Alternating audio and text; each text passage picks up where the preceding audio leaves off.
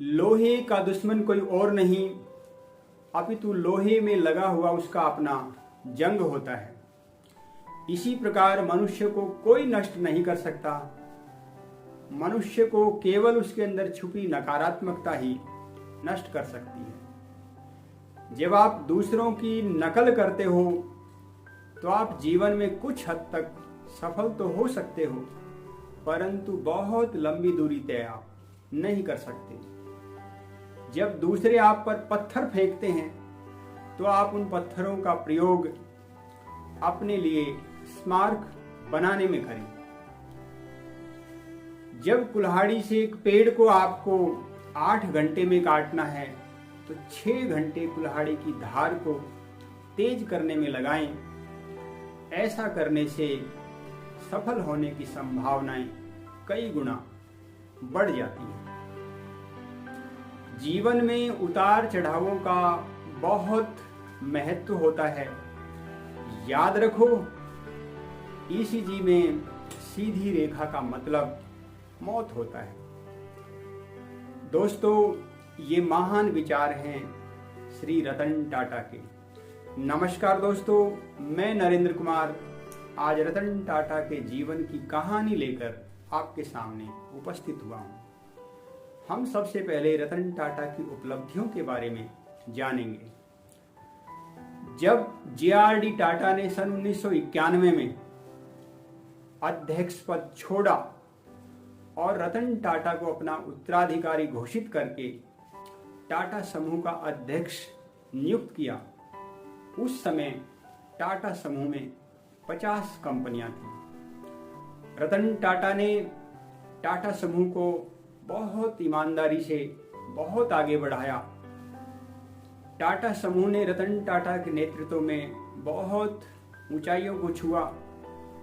रतन टाटा के नेतृत्व में टाटा समूह का रेवेन्यू 40 बार और प्रॉफिट 50 बार बढ़ा। रतन टाटा 1998 में पूर्णतया भारतीय स्वदेशी कार इंडिका लेकर आए।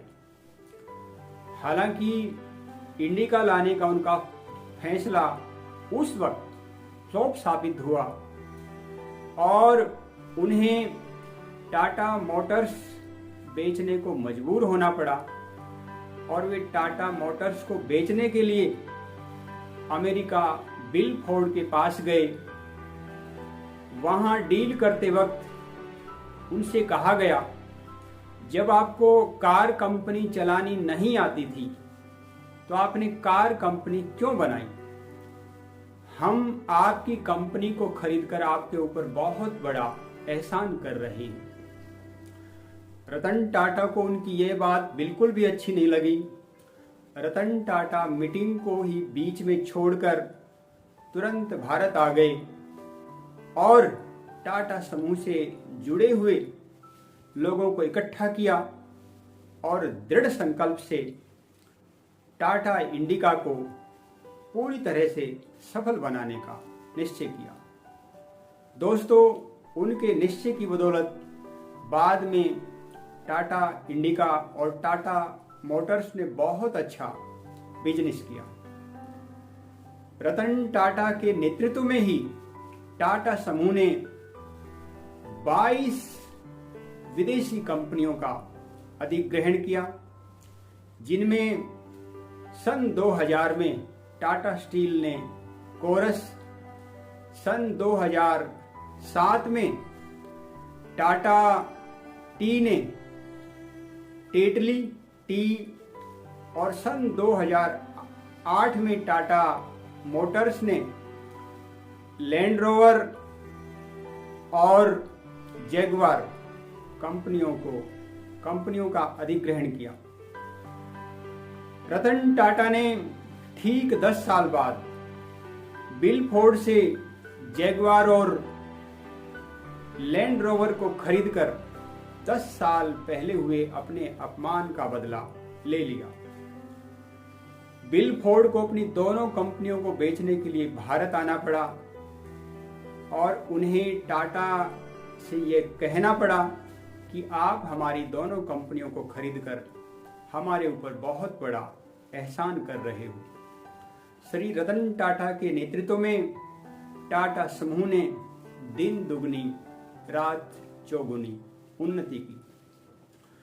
रतन टाटा का मकसद केवल कंपनी के लिए प्रॉफिट कमाना ही नहीं था, अपितु उनका असली मकसद सेवा, परोपकार और त्याग था।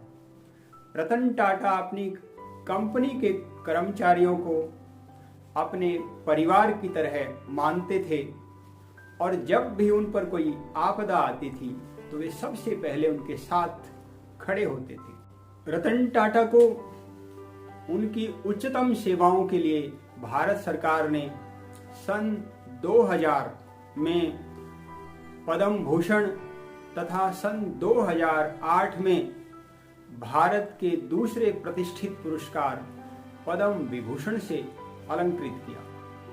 रतन टाटा को न केवल देश में अपितु विदेशों में भी अनेक अवार्ड, डॉक्टरेट और फेलोशिप प्रदान की गई।